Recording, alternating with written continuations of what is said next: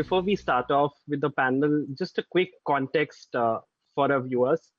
At Media Rumble, each year we bring together journalists, author, policymakers to primarily discuss the future and challenges we're seeing in the space of news, tech, and policy.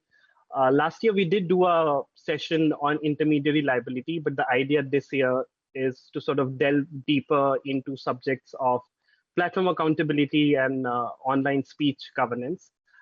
And this is primarily keeping in the developments we have had in India in the last 1 year. So we now have the new IT rules that sort of governs the entire digital media landscape, including both platform and news. We have had the government sparring with the platforms over content takedown. And of course, we have the growing online hate and misinformation. So Marieteje, let me start off with you. Last year, I remember there was a profile that came in New Yorker, which was about you and your work. I think you were speaking at a tech conference, and you were going right after Eric Schmidt, who's the former Google CEO. And of course, he talked about the ethics of AI and how much potential AI has.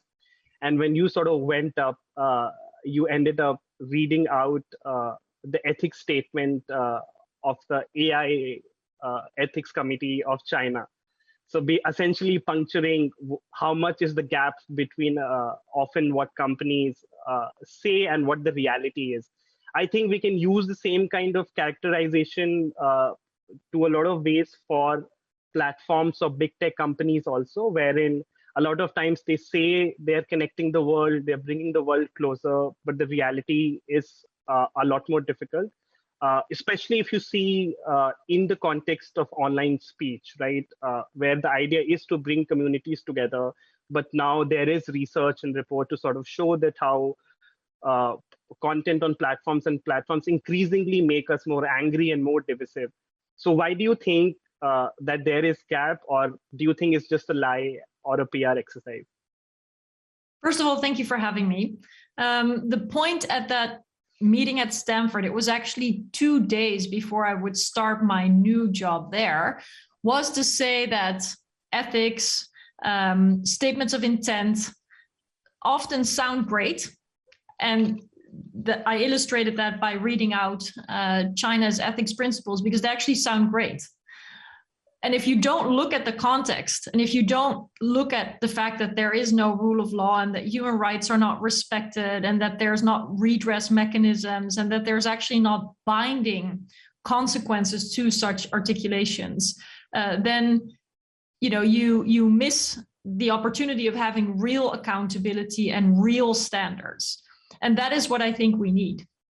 And so in no sector, not in the automobile industry, not in the food and beverages sector, not when it comes to climate change and CO2 reduction, not when it comes to pharma and the solutions to COVID-19, have I ever seen, not as a member of European Parliament for 10 years, a industry, a group of companies like the advertising platforms, the social media companies are now, that are so and under-regulated.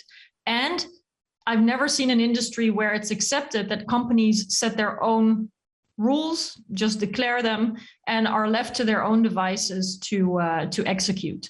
So to make a long story short, I think declarations and statements of intent and responses like the ones we've seen from Nick Clegg to the very good reporting of the Wall Street Journal last week do not cover it.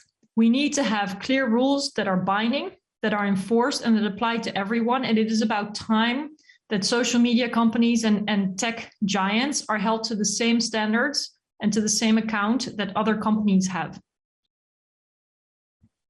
Okay, I'll come back. I'll circle back on the regulatory aspect. But Alex, coming to you and picking up the Wall Street Journal's brilliant reporting on Facebook. One of the issues and how I see it as most of these platforms and the products and services that they sort of make, they're optimized for engagement, they're optimized for time spent. They're not really optimized to sort of make, say, like a safe space where misinformation and online hate is not incentivized. Do you think that is really the crux of the problem, that these platforms are sort of designed for network effect to sort of evoke reactions out of people, make something viral. So that's why online safety, security, something that is not really baked into the system. Is that really the core problem behind platforms' failure to sort of govern online speech? Oh, look, it's a real mess. And so actually you cited two different metrics that you said they optimize for, and they're two different metrics. So the first one you mentioned was time spent, and the second one you mentioned is engagement. And actually what happened a couple of years ago is Facebook went from optimizing for time spent and moved to optimize for engagement, even though they knew that there would be less time spent on the platform. Now, here's an amazing thing that happened. In both situations, it was a total mess, and the platform just couldn't control what was going on there. So I think there's an element of this that, Facebook is right now 2.7 billion users, and may just be too big for one company to try to rein in. It's a tremendous amount of speech that shows up on the platform every day, and whatever rules that you set, bad actors seem to have a chance or a knack for figuring out how to exploit them and turn the platform toxic.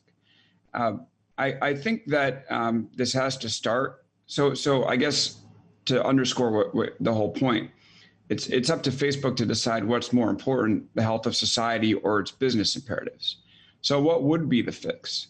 We could look at ways that they optimize their feed, but I think it all begins with culture. It's something I spoke about in my book. It's something I spoke about recently on Big Technology podcast with Jeff Horowitz, who was the Wall Street Journal reporter that broke the story, and Brian Boland, who used to be an executive inside the company and is now speaking out against some of its practices. And the problem with Facebook right now is that the culture optimizes for growth. If you're a product manager inside Facebook, you're evaluated based off of how you grew the product. And a product is evaluated based off of how much it's grown. So what you have to happen is that products that don't grow to the Facebook standard are shut down, and product managers that don't grow their products end up, not meeting the requirements for performance evaluations, and they don't get bonuses and they don't get raises. And if Facebook wants to be a good actor in society, it has to begin by fixing its culture and thinking, is it the best way for us to do business to incentivize the people that work for us based off of growth? Because the minute that you do that, what you end up having is product managers who are really motivated to get their bonus. And the way they'll do that is take shortcuts and build products that don't serve the common good and that put growth above all. And I think if Facebook addresses that, it'll be well on its way to fixing a lot of its bigger problems. But until it gets there, it will be, moving the optimization from one category to another, running around in circles and not fixing any problems at all.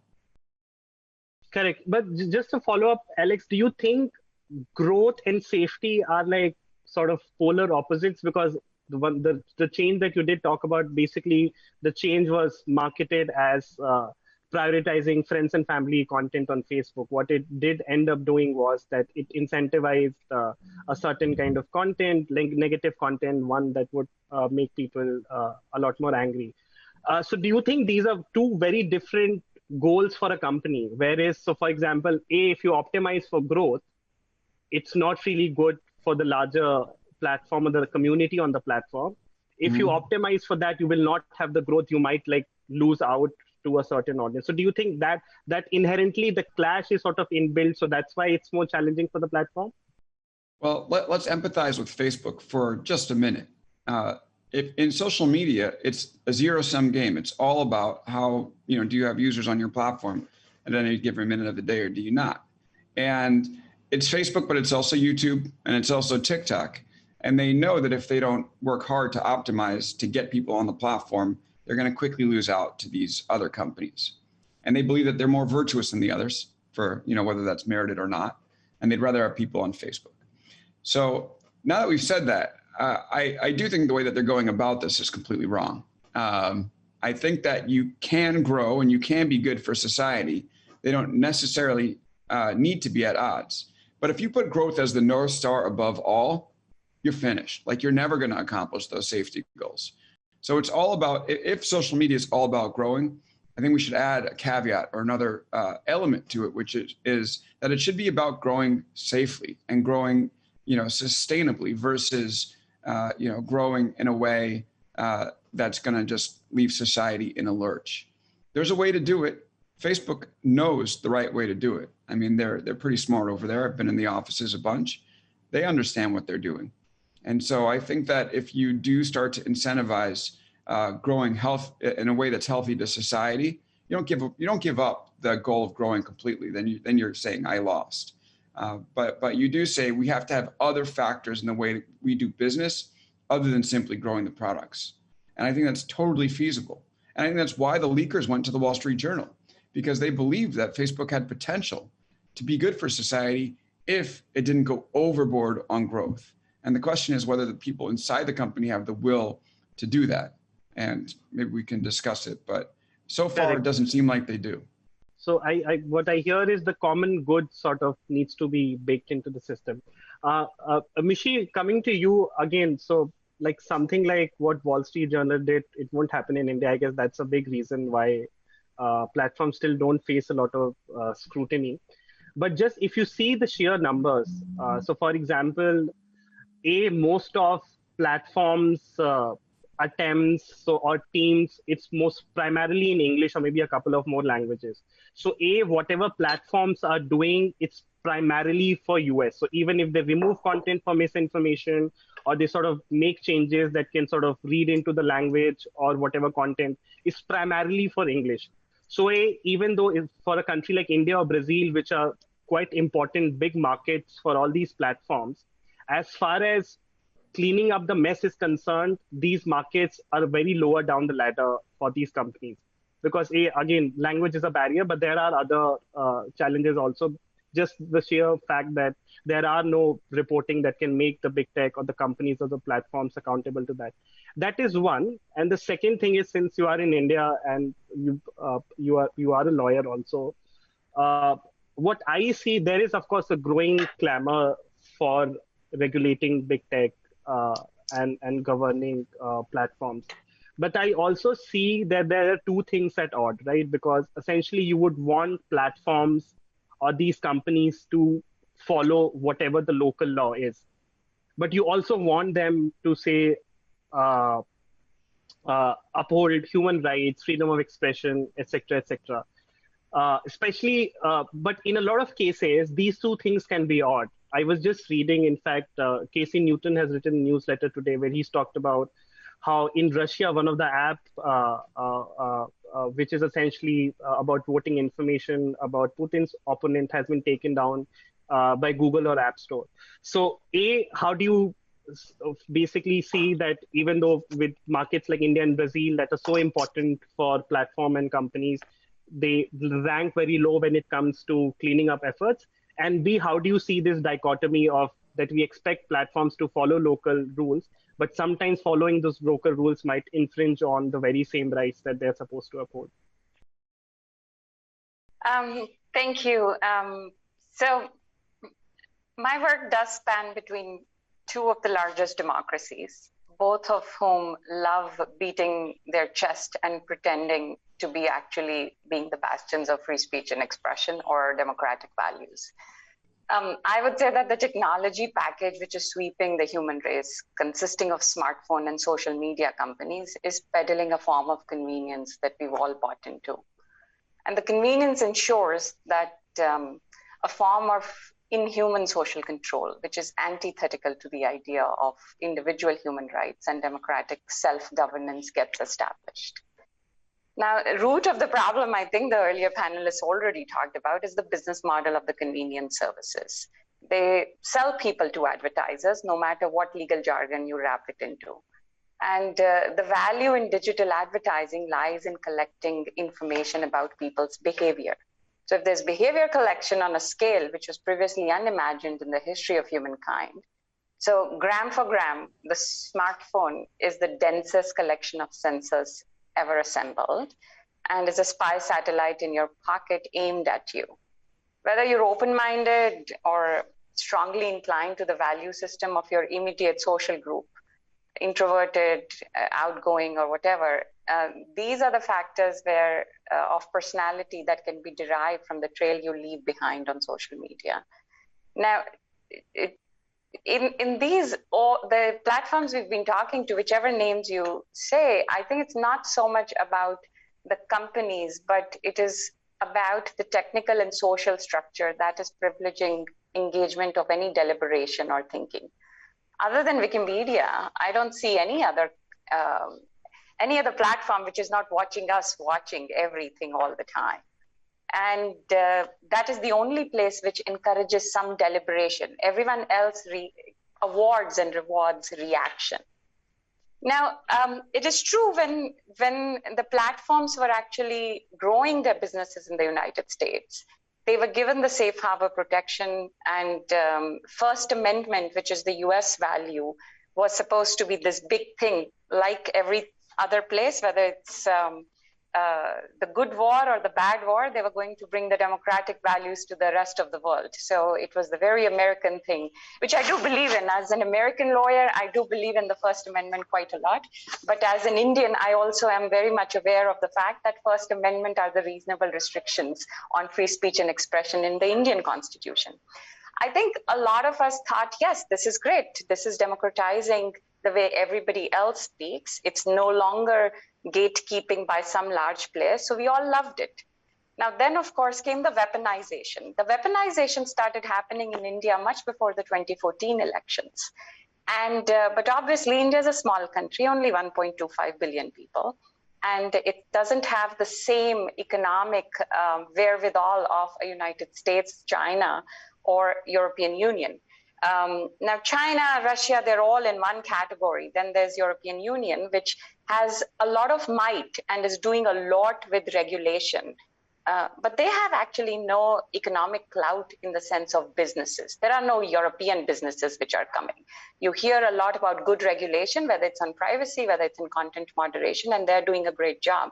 But there are the European Googles or Facebooks one doesn't see. So one ends up looking at the American companies doing what they are doing right now. Because in countries like ours, the weaponization was happening, a lot of people were already calling attention. Nobody was paying much attention until the 2016 Trump elections happened. And then, of course, all hell breaks loose and everybody wants to pay attention to it. I think you're rightly pointing out the conundrum as a user, which I would feel as a representative of a user is like, hey, my government actually does not let me speak. My government comes very heavily upon not only me as an individual, but also wants to do censorship by proxy when a Facebook or a Twitter facilitates my speech or and wants to come down against these people. So I like these platforms, but these platforms also have a ton of their problems. And then there is my government, and when these platforms have the problems, whether it is misinformation or the various revelations which are happening about this, or the violence, the online violence which translates into offline violence, where do we go? We can only go to our own regulators. So I think users in our countries are stuck between a rock and a hard place. They like these platforms, and they have these governments who pretend ostensibly to actually come up with regulations to do, oh, we want to check misinformation, we want to check disinformation. When, if we were actually to trace where this misinformation and disinformation is coming, it can be traced back to the IT cells or the political parties themselves to a very large extent in many of these countries. So we are stuck. Do we want regulation? We don't want regulation. And ostensibly, the regulations are being used to tell us, hey, we are coming. It's like women, you know, every time they tell us, we want to protect women. They never want to empower women. But everybody wants to make laws to protect women. It's the same thing. We want to protect users from misinformation and disinformation. That's why we are coming up with laws like these. The laws which you just talked about, and Newslaundry has challenged it also as part of these IT rules in India, at least we've talked about. There's no definitional clarity. It's just, again, using censorship by proxy. They're trying to break encryption no matter what the noises they are making out there. So, and this is the same thing which we had already fought this battle from 2011 to 2015 in the Supreme Court. So, if you're asking, are there problems on these platforms? Yes, there are a ton of problems. They're also, they've become powerful enough that the growing menace or the foreign election interference access or the assistance to law enforcement agencies or the rampant harassment or abuse of women, all of that exists. We've seen what the impact on teenagers, etc. But I think all of us just assume as if life cannot exist without such platforms. They're only 5,000 days old. 10 years ago, they didn't exist. It's only 5,000 years. So in the scope of human history, they're not indispensable. And this is not the internet we envisioned or wanted. So I would say, yes, it's a difficult position for people in some part of the world, but I will also say that we are an important market. There is a reason that Facebook and Google are investing in Reliance Jio, and it's not the other way around. So we are such an important market, but we don't have the same voice. And that's not anything to do about, for now, language speakers or the users. It's just the old traditional methods of the US speaks and European Union speaks, and then China speaks to some extent, and Russia, Iran don't matter, and rest all of us are bundled together as if we were all the same. Okay. Julian, if you can just weigh in on the same question I asked to Mishi, but just picking on what Mishi also mentioned, if you just look at most of the laws that have come, so Brazil has a law, I think Singapore, most of these laws are essentially, they say they look into misinformation and all, but there is a growing criticism that most of these laws infringe upon user privacy, and when given to governments that have authoritarian tendencies, they can in fact effectively be used against users or consumers. So because you analyze these regulatory frameworks also, if you could just weigh in on the conundrum wherein we want platforms to obey local laws, but sometimes just the sheer fact of obeying those laws infringing on those rights. And if you can just comment on these laws that are being drafted in the name of governing or monitoring online speech, but the main attempt, and it's a tool that if it ends up in the wrong hand, it can be quite powerful and dangerous. Yeah, sure. Also from my side, thanks for having me. I've just been listening to, and I think there's some excellent points already made, and I can try to connect your question also to what the other speaker said, because to me it comes down to a question of power over who gets to regulate speech. It's a question of power.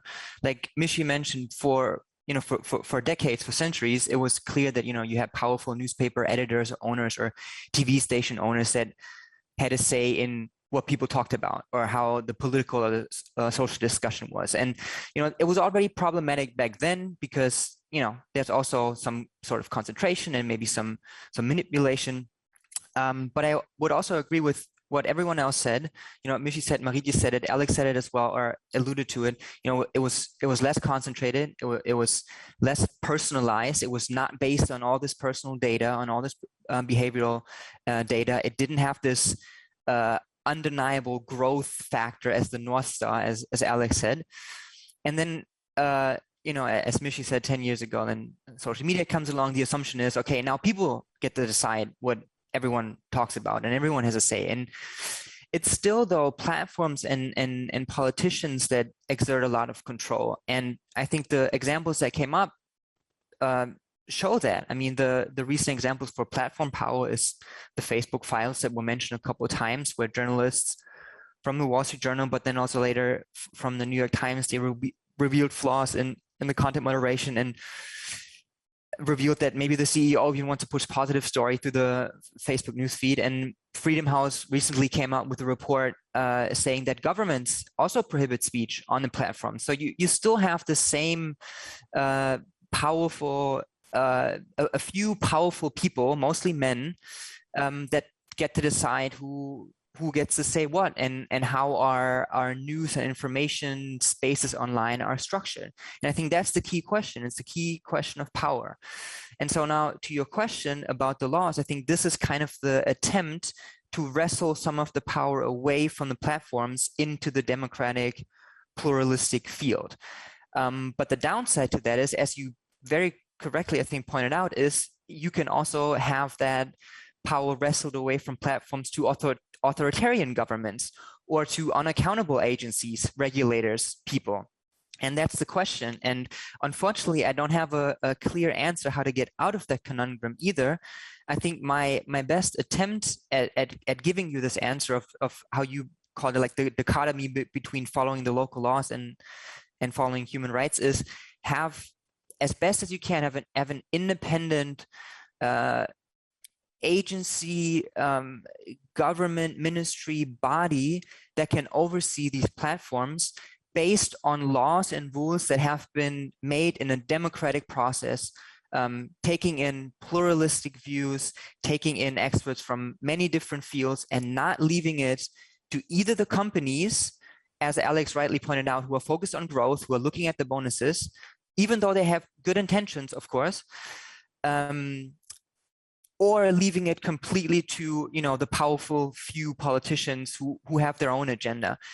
And my hope is, maybe a bit naively or idealistic, if we have this democratic process, if we have this democratic oversight, checks and balances involving a lot of people, not leaving it to a few powerful few, then you can get out of this dichotomy, as you called it. And then we can get out of having either the platforms or the ruling elites make those decisions over speech.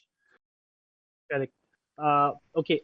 Mishi, if you could just weigh in on the same conundrum, but more importantly, I also just want to zoom out. And so whenever you do talk about regulating big tech, the word regulation in general has a lot of negative connotation. Now, of course, even if you ask people who don't work or advocate for big tech, they would sort of argue that regulation in general sort of inhibits innovation and so on and so forth. So if you could just sort of address that, where does this perception come from? Because if you sort of see the history of regulation, whether it's like with tobacco or like oil, it's regulation is to save consumer harm. When did the perception become that regulatory or regulation in general inhibits innovation? Or is it that this is also like some PR exercise that companies do? Well, yeah, the framing has played an enormous role here, and I'm glad you point to, you know, all kinds of regulations that have helped people stay safer, you know, or stay healthier. But we should also look at the rights protections that in many societies have been enabled by the law. A lot of people in the United States perceive, for example, the European data protection regulation as a tool to push back against big Silicon Valley tech companies. But actually, the law binds governments as much and protects citizens from either abuse of power and violation of privacy rights by governments or by companies. So it is important to keep in mind that rules, when they are legitimately established and, you know, independently overseen and challengeable in a democratic process, have had a very important role in safeguarding fundamental principles in open societies. I think you're right that the phrase regulation is often a really unfortunate one, and there's another sort of generalization, and that is the use of the word government. Let me address both. Regulation is actually, interestingly enough, it's a process that can take you to 1,000 different directions, right? To regulate as such doesn't mean so much, but it has come to mean, in the context of big tech, a change of the status quo. And the big tech companies have used that very cleverly, one, by suggesting that all the fun stuff that people had was going to be taken away from them by governments, and two, that that regulation was going to impact the internet, which is also a very interesting framing, because obviously, you know, Google, Amazon, Apple, and Facebook, even if they are massively powerful, they are not the internet.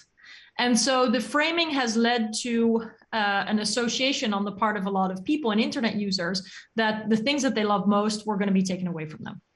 And I think in Europe too, this idea that regulation would stifle innovation indeed landed on fertile ground, because Europeans, as Mishi also pointed out too, do not have these major economic successes coming from tech companies. There's a lot of innovation, there are a lot of hubs, there are a lot of startups, there's incredible knowledge and skill, but to scale it to the size of the big Silicon Valley giants, has not been easy for European companies. So sorry to cut in, but I think Americans would argue that Europe has a lot of regulation. That's the reason why a lot of tech companies. Exactly. It's an argument that we hear all the time. And I don't think that it's that simple, because there have also been regulations of a different kind. Section 230, intermediary liability exemption, encryption standards, antitrust rules, for example, that have actually given a lot of room to the very big tech companies that we see today. So I think we have come to a point in the broader debate about technology and policy where we need to take this one level deeper. What kind of regulation are we talking about? Which kind of government actors are at play? Because if we're not careful, the Indian government is equated with the European government, the American government is equated with, let's say, the Australian government, and they each play important roles, but they play different roles. Societies are in a different shape. Regulations would change things in a different direction. The political ideologies are different. The risks for individuals and their rights and freedoms are different. So it's, I think, time to sort of get to a more specific place. And actually, when you do that, it becomes harder for the tech companies, because remember how Mark Zuckerberg said, oh yeah, we actually welcome regulation, and at the same time is trying to get the main regulator, Lina Khan of the FTC, recused. And so there's a bit of irony there, and that's when the discussion gets interesting. Correct. Since you've served in the European Parliament also, do you think politicians also need to redefine and own the term regulation? Do you think there's some work that needs to be done at that end also? I think it helps to just be specific about what change is needed, and that we have to appreciate regulation as a process to get there. But it's almost as if we would say, well, the economy has to change. Well, what does it even mean? The economy is everything and nothing at the same time. So regulation can be everything and nothing at the same time. We need to really talk about what specific aspects. So, for example, stricter antitrust enforcement, more catered to the digital economy, or as Julian mentioned, an agency that can oversee social media companies, or rather an agency that can actually enforce non-discrimination principles or data protection standards or cybersecurity requirements. There are a lot of options. They often involve trade-offs, which is what politics is all about. There often are no easy solutions. And it is important to get to those details. It forces companies to take more of a position.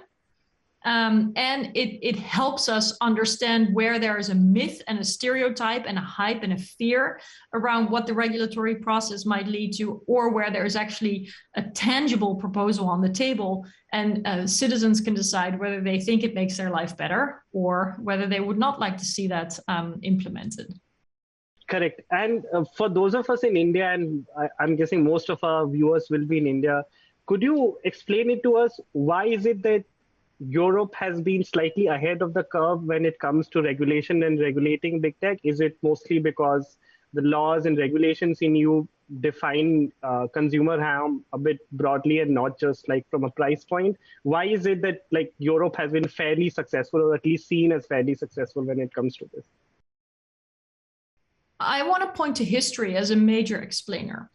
So in very recent history, as recently that many of my former colleagues in the European Parliament still have personal experience with, both communism and a little bit longer ago in history, Nazism, were a very prominent and painful, black, difficult chapter in our history on the European continent, so to say. And one of the features of these repressive authoritarian regimes was state intelligence services. And they used the available technologies of the time, bugging phones or having people spying on each other, partners, neighbors, friends, employees, employers. It was very, very personal and very, very painful. And obviously the ultimate price that people paid for being dissidents and being against the powers that be was imprisonment or worse. So a lack of freedom, what it means when you don't have privacy, what it means when the government can abuse its power is fresh in people's memory. And it means that for a lot of Europeans, the need to safeguard fundamental freedoms is vital. And it doesn't matter to them if people have to be protected from overreach by government or from overreach by tech companies. But a lot of people appreciate that the surveillance model, the data gathering model, the extremely large and personal amounts of information can easily be abused, and they don't want to see that. Now, fast forward to where we are today, obviously the business models of the big advertising platforms, the social media platforms, go in many different directions. You know, we're now dealing with cryptocurrencies, we're now dealing with artificial intelligence. It's not only about micro-targeting of advertisements or disinformation, even if those are two big problems. But I think the roots of the appreciation on the part of Europeans that there have to be checks on power, that with big power should come big responsibilities and also countervailing powers, it's really like it's under their skin. It's not like, you know, it's a lived experience coming from real fear, real trauma. And that has sensitized, I think, a lot of the leaders in Europe as well as the populations. It's not very controversial in Europe. Okay. Alex, coming back to online speech, and since you cover these platforms very closely, what role or how effective do you think, because most platforms have their own community guidelines or community standards. Facebook also has something called the, what's the board? I'm forgetting the board's name. The Oversight Board. The Oversight Board. Apparently, they were recently looking into setting up a similar one for elections also. So how effective do you think these processes or systems that companies have sort of set up internally are in monitoring or affecting online speech? Or do you think it's mostly like an online speech? Because if you look into the structures of the Oversight Board, it doesn't really have any veto power or sort of decision-making ability as to how or what the kind of changes Facebook makes for their algorithm. So do you think it makes a change? Does it need more teeth, or like where do you weigh in on that issue? Yeah, I mean, I think they're moderately effective. I wouldn't say that they're working. We see time and time again how these companies have let some terrible stuff through. And remember, their North Star is going to be to grow the company. At the end of the day, you know, there's a tendency to look at these social media companies as like public good corporations, but they're for-profit companies that are on the stock market, that have quarterly earnings that they report to investors, where they show how much they've grown revenue and how much they've grown their user base. And they will never allow content moderation to get in front of those bottom line results as long as they remain for-profit companies. And newsflash, that's going to be the case for a while. So I think that they've done what often amounts to the bare minimum, right? They've done enough to sort of be able to go out in public and say we're trying, but not enough overall. But it also does get into a question of like, you know, at a certain point, these companies will end up, do we want them to be jumping in and taking down much more speech? I mean, how powerful do we want them to be? I don't know if we can look to outside entities to really rein them in. Like, I don't want the government to go in and say what can be said and what can't be said on these platforms. I don't want the government to be able to shape the algorithms that determine what we see. Ultimately, these are going to be the decisions of private companies, and the market's going to determine whether or not they survive or not. And so I do think that like the Oversight Board is a good idea. Is it extremely powerful? No. Is it better than what we had beforehand? Yes. So I'll take it. I think it's good.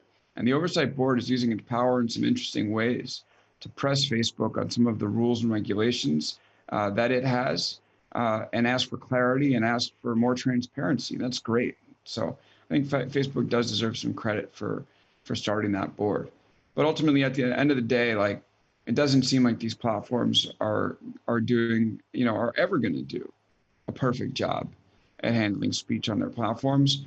And again, nervous at the idea of having governments come in and regulate the way that they handle that stuff. I think common sense competition laws make the most sense, like we're talking about in the United States right now, because ultimately social media is a fickle area to be in.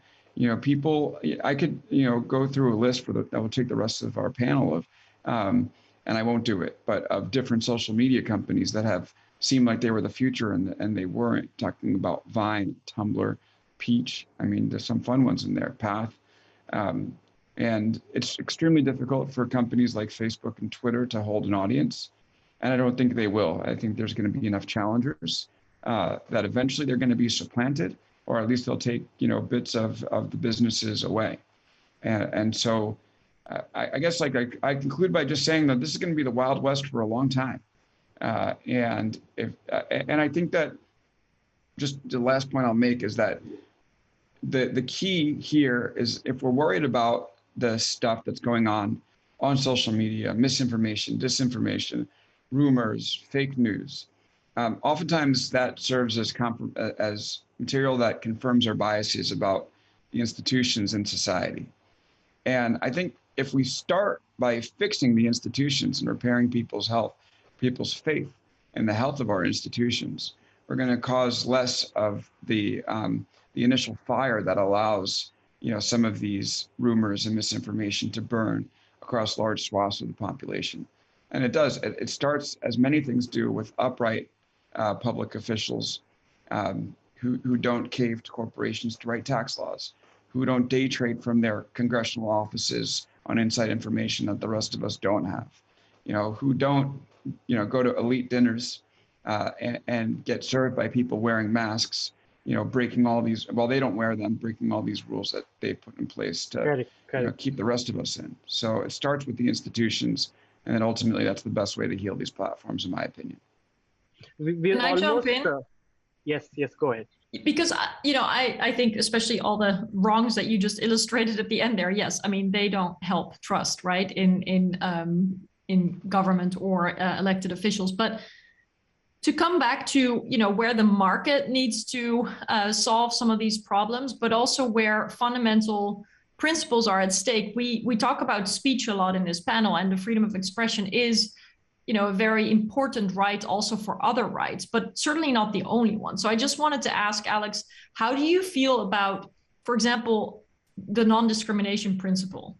It's really hard for anyone to have a sense of whether they're discriminated against, whether groups or sensitive categories are discriminated against. It's not really something that market instruments are designed to solve for. Competition also won't solve it, even if fair competition is crucial. So how do you view the competing rights that we often see clashing in some of the decisions that have to be made and are currently made by social media companies about what content stays up and what stays down? It's not only about the right to freedom of expression.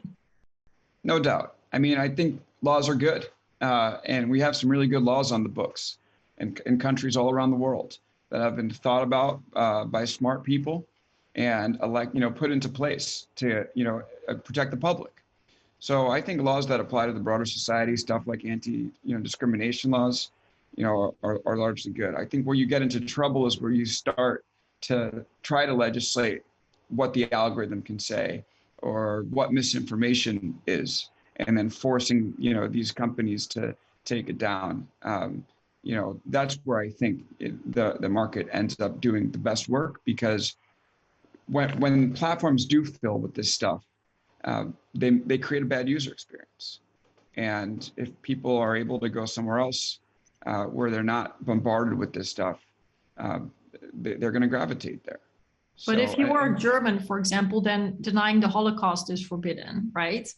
Mm-hmm. How do you see that working? Should American speech law prevail? Should German speech law prevail? Is it inappropriate that the law has a limit on free speech for that very, very narrow, also history-informed exception that denying the Holocaust is just not okay? At the end of the day, societies are going to make their own rules that are going to be appropriate for each society. I mean, I understand why that rule exists in Germany, and it doesn't exist in the United States. It's all about the history and the context, right? And so rather than having broad rules that apply across the board, I do think that these platforms should be sensitive to the societies they work in, and they are. And, eventually, they'll stand for the values where they can. But at the end of the day, I think that we should have governmental bodies, making rules, about what happens in the country that apply everywhere, versus speech rules in particular that apply to social media platforms. Correct. I think we're almost out of time, so I'll just squeeze in one last question. Mishi, so of course, platforms do enjoy a lot of protection against user-generated contents. Of course, in US, you have Section 230. In India, also within IT rules, they do have certain protection. Do you think we need to relook at those protections? Because a lot of countries are also trying to label platforms as media publishers, and hence they're liable for the content that they're hosting. From a legal perspective, do you think we need to relook at those protections? And will that help making it like safer in terms of online speech? So far the panel agreed on a lot of things. I think not just that, but there's certain things I don't agree with. But to answer your question, yes, I do think that when the laws which you just referred to, whether it is Section 230 about not considering as a publisher, or the second part of C2, or it's Section 79 or any other place, I think at that point in time, we did not have the kind of oligopolies we have now. These companies started as something else, and now they have metamorphosized into something much bigger.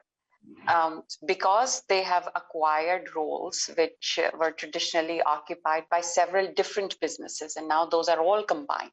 There were certain roles which were just played by telecom companies. Now a video call or a phone call or a WhatsApp is much more common than using just telecom companies. There is newsfeed. There is a reason that newsfeed is now being used by Facebook to manipulate its own users into reducing the awareness about the harms Facebook actually does. That's what we have learned about the new this week. So I think because the companies and the business models have completely changed, those laws do have to evolve. What they will evolve into, it's that negotiation stage we are all in. And that's why it's important about the point that Marieteje makes, is that Balkanization of internet is already here. We are no longer going to be in a state where everybody is going to have the same rules and the regulations, and the companies will work completely in the same manner. I do not personally think that the way Indian government is thinking about regulations is the same way the European government thinks about it. The two countries I practice in, they don't behave similarly, as I said early on at the very onset itself. They will all behave differently. And in terms of, if I were to say one thing which should not happen, is something which the Indian government is saying, is mediation through arrests. Executives are arrested for user-generated content. And criminal liability does not exist anywhere, even in the large democracies which are saying we will bring different kind of content moderation.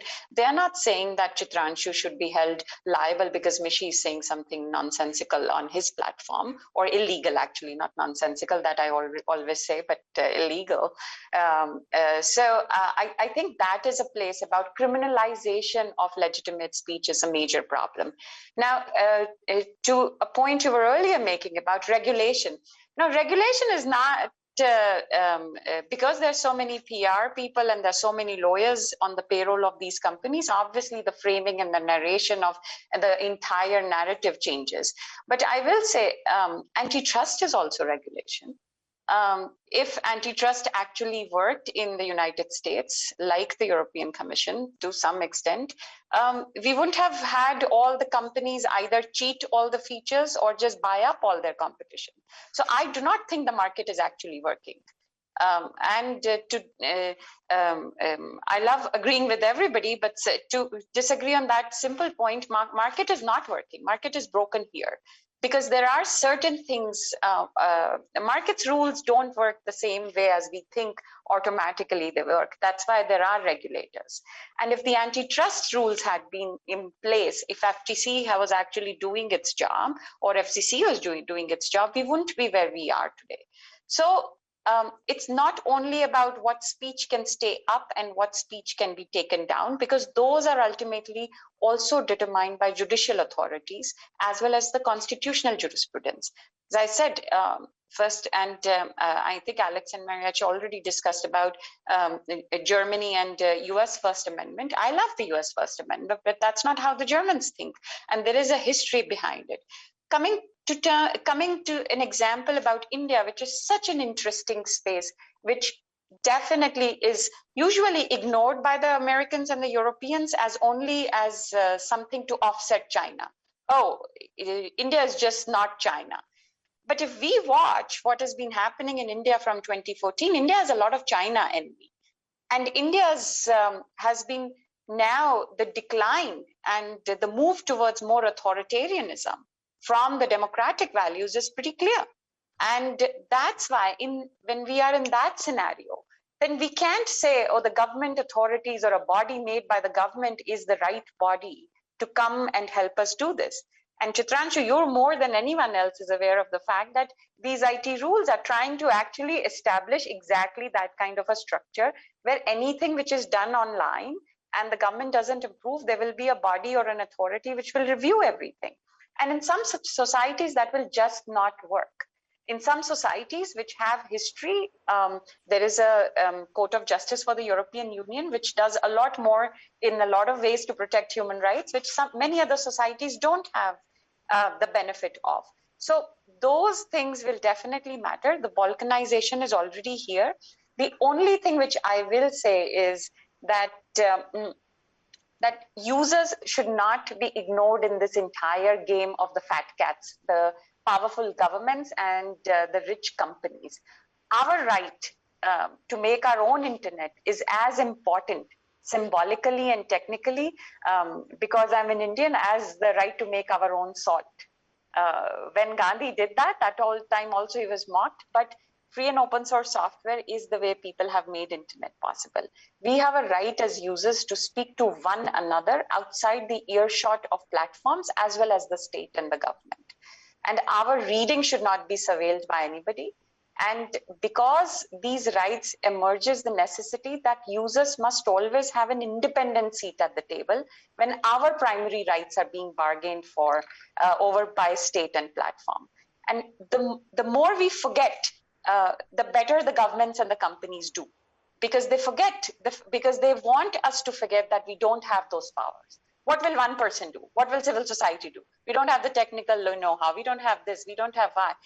If there's no open SSL or there's no Apache software right now, then these companies would not exist. So there is a lot of people power. And sometimes our elected representatives can be like the one who's present here, or now she's no longer an elected representative, but not every time you can trust our representatives also. So that is the time when we can vote by our feet or our uses or what we subscribe to. Correct. Julian, I'll quickly give you the, I think we have 2.5 minutes left, so I'll quickly give you the last word. One is any comment, and if you would want to weigh in on the first on the balkanization of governance and regulation, and if you think like measures like Section 230 really need to be relooked at, especially in the broader context of online speech. Yeah, thanks. I appreciate it. And maybe just on the first point of the balkanization, I think the debate here already shows the different points of view that you can have on this issue that are different between the US and the EU, India and China and Russia and African countries and Brazil. And so I think what kind of came through, or what I realized more listening to these brilliant points is like, yeah, you do need to really take context into account. You can't just assume to have one rule work for all platforms in all contexts at all times. And this would, for me, mean that if and when you make regulations and you have some whatever set of standards for companies, then you have to have the measures in there, not only to have independent seat for users at the table, like Mishi mentioned, but also the opportunity to change it, to evaluate it, to either have it in place that it's mindful of technological changes that are bound to happen, or new platforms that are bound to emerge, like Alex mentioned, or have the chance to evaluate it regularly and frequently. And to your point of the different rules and the balkanization, maybe I can also just point to one more thing from the European context. I think this is precisely what the European Union wants to avoid with the regulatory approaches that they're thinking about at the moment. So there's a couple of legislative acts in the European Union that are being discussed, trying to establish rules for a lot of big and small platforms. And the idea, one of the ideas behind it, is to prevent the 27 member states in the EU from having all the different rules for a number of reasons. For not stifling innovations, to go back to your first point, to having some sort of transparency and accountability rules that work across borders. It's open to my mind. It's open whether it's going to work. The Commission the European Commission is certainly trying to work on it. The European Parliament is working on it. The member states of the European Union, some of them have their own rules that they might be keen to keep. And I think this, to close, this would maybe be one of the ways where we can see, well, can we prevent the Balkanization of, at least not of the internet, that's happening, as Mishi said, but of the rules that we have in Europe at least. And if we don't, then it would really lead to a very fragmented approach. And at the level of the nation states versus big, very financially strong, very politically powerful companies. And I think it's a kind of an experiment that we're going to see the result of in the next couple of months and years. Great. Thanks, Julian. Thanks a lot, everyone, for doing this. I think we've discussed a range of topics. So I really hope it really pushes our viewers to sort of dig in deeper. I would have loved to do this if there was no pandemic usually when we do the physical event. So hopefully we can have the same conversation next year also, because I'm sure a lot of developments both in India and overseas will happen. I don't think this topic is going anywhere. But thanks again. Thanks for taking out the time, all of you.